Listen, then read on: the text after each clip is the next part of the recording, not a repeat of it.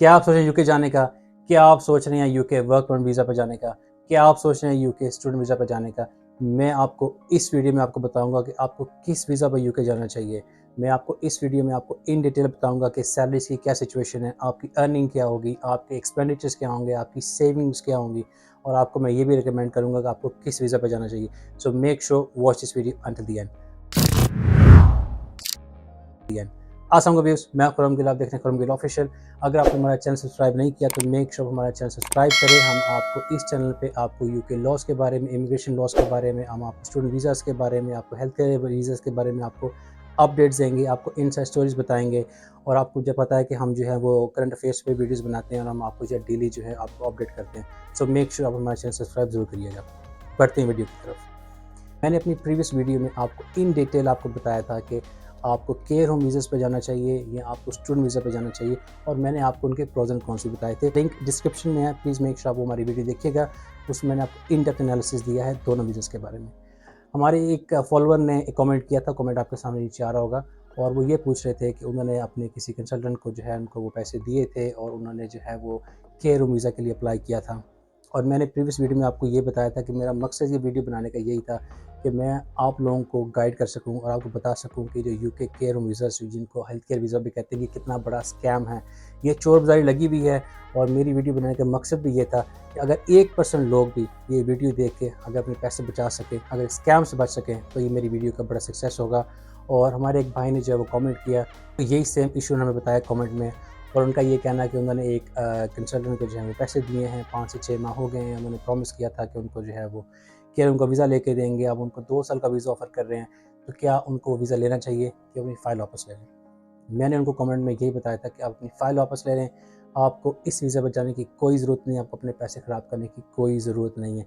अगर आपके आइट्स में अच्छे बैंड्स हैं, अगर आप वहाँ पे यूनिवर्सिटी में एडमिशन ले सकते हैं, तो make sure you go on student visa. आपको केयर होम वीज़ा पे जाने की ज़रूरत नहीं है। Whether is a 2 year visa, whether is a 3 year visa, whether is a 5 year visa, आपका ये वीज़ा की ड्यूरेशन जो है कंप्लीट नहीं होने वाली। वहाँ पे जो यूके इमिग्रेशन वाले हैं, जो होम ऑफिस वाले हैं, वो काफ़ी जो है स्ट्रिक्ट हो गए हैं, और वो डेली बेसिस पे जाके वो ऑडिट्स कर रहे हैं, इंस्पेक्शंस कर रहे हैं केयर होम्स की, और वो मेक श्योर कर रहे हैं कि वहाँ पे जो उनके जो वर्कर्स हैं वहाँ पे ये प्रेजेंट हैं कि नहीं, और एक्चुअली में वहाँ फिजिकली काम कर रहे हैं कि नहीं कर रहे हैं। तो ये केयर होम्स जो हैं इनके लाइसेंस से भी रिवोक हो रहे हैं, और ऑटोमेटिकली आपका भी जो वर्क परमिट है वो भी रिवोक हो जाएगा। दूसरा बड़ा इशू इस चीज़ पे ये है कि आप जिस कंपनी में काम करने जाएंगे, अगर आप पैसे दे के जा रहे हैं, तो वो कंपनी आपको जॉब नहीं दे सकती और उनके बाद जॉब नहीं होगी। आपको जो है ऑर्डिनरी जॉब्स करनी पड़ेंगी, आपको वहाँ पे कैश इन हैंड काम करना पड़ेगा।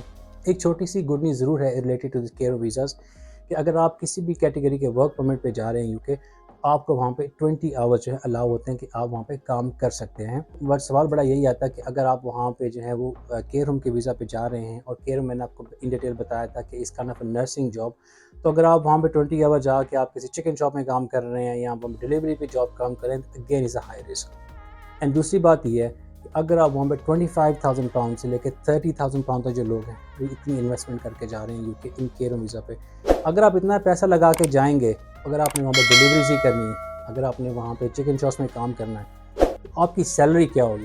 क्या आप जो इन्वेस्टमेंट करें, क्या आपकी इन्वेस्टमेंट कभी पूरी भी होगी, कितने सालों में होगी, और क्या गारंटी है कि आपका जो वीज़ा है वो जितनी ड्यूरेशन है, वैसे 2 ईयर, 3 ईयर, 5 ईयर, वो कंप्लीट भी होगी कि नहीं होगी। बहुत सारे जो मेरे दोस्त हैं वो ये सोच रहे होंगे कि ये अगेंस्ट क्यों है केयर होम वीज़ाज़ के, ये तो एक बहुत ईजी रूट है, आप पैसे लगाएं आप चले जाएं।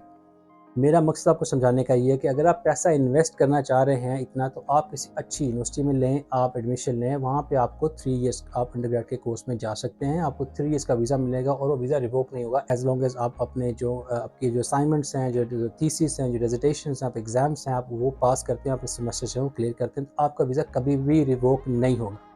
अब हम डिस्कस करते हैं कि वहाँ पे जो यूके की एवरेज सैलरी क्या है, whether you go on a student visa और you go on a work permit. So पहले बात करते हैं कि if you going as a student, if you going as a student in UK, तो आपको 20 आवर्स अलाउ होते हैं ड्यूरिंग योर टर्म टाइम, और ऑफ टर्म टाइम जो है आपको जो फुल टाइम काम अलाउ होता है। तो अगर आपको 20 आवर्स अलाउ हैं, और आप किसी वहाँ पे सुपर स्टोर में काम करते हैं, किसी ग्रोसरी स्टोर में काम करते हैं, whether you doing a security job, where are you working, आप 20 आवर्स पे जो ऑन एवरेज आपको सैलरी मिलेगी, that is around anything between 800 to 900 pounds after tax. अच्छा, अगर आप पार्ट टाइम सेकंड जॉब करते हैं, या आप कहीं पे कैश इन हैंड काम कर रहे हैं 20 आवर्स से ज़्यादा, तो ऑन एन एवरेज आपको जो सैलरी मिलने वाली है वो मिलने वाली anything between 1400 to 1700 pounds. Whether ये टैक्स के बाद मिले या आप कहीं पे कैश एंड काम करते हैं, सैलरी आपकी एनीथिंग बिटवीन 1400 टू 1700 पाउंड्स होती है। हम नेक्स्ट नंबर लेके चलते हैं, विच इज़ 1700 पाउंड। अब आपको मैं बताता हूँ कि आपके वहाँ पे जाते एक्सपेंसेस क्या होंगे और आपके डे टू डे जो आपके वो एक्सपेंसेस में क्या कुछ इंक्लूड होता है वहाँ पे। So if you are earning 1700 pound, सबसे पहला एक्सपेंस है आपके वहाँ पे अकोमोडेशन का। अगर आप लंदन की किसी यूनिवर्सिटी में एडमिशन लेते हैं, अगर आप लंदन में स्टे कर रहे हैं, तो आपको पता है कि London is one of the most expensive Capitals in the world. तो अगर आप लंदन में अकोमोडेशन लेते हैं, तो अगर आप शेयर अकोमोडेशन में भी जाते हैं, तो आपके 400 टू 500 पाउंड्स आपका रेंट होगा मंथली अकोमोडेशन का। सो 400 टू 500 पाउंड्स आपका रेंट है। उसके बाद आपकी जो है वो ट्रैवल कॉस्ट है, which is anything around between 100 to 150 pounds. इससे ज़्यादा भी हो सकती है डिपेंडिंग ऑन कि आपकी जॉब की लोकेशन क्या है। So for example, if you working in central London and you living somewhere in south London और ईस्ट लंदन, आपकी जो है वो ट्रैवल कॉस्ट ज़्यादा भी हो सकती है। तो हम लेके चलते हैं 150 एज यू ट्रैवल कॉस्ट। उसके बाद आपकी कॉस्ट आती है फूड की। अब ये डिपेंड करता है कि आपकी फूड के एक्सपेंसेस क्या हैं, लेकिन ऑन एन एवरेज जो है वो 300 टू 400 पाउंड जो है वो आपका जो है मंथली फूड का एक्सपेंस है। हम 400 पाउंड लेके चलते हैं आपका फूड का एक्सपेंस, हम आपके 150 लेके चलते हैं आपका ट्रैवल का एक्सपेंस, और हम आपको 500 पाउंड लेके चलते हैं आपका रूम रेंट। आपकी जो रिमेनिंग आपके पास जो बैलेंस बचता है, which is anything around 500 to 700 pound. अब इन 500 टू 700 पाउंड के अंदर अगर आपका फ़ोन का बिल है, आपने वो पे करना है। अगर आपने कोई क्लोथ्स पे स्पेंड करने हैं, वो भी आपने इसी अमाउंट में से करना है। अगर आपने कोई एंटरटेनमेंट पे आपने पैसे एक्सपेंड करने हैं, और वो भी आपने यहीं से करने हैं।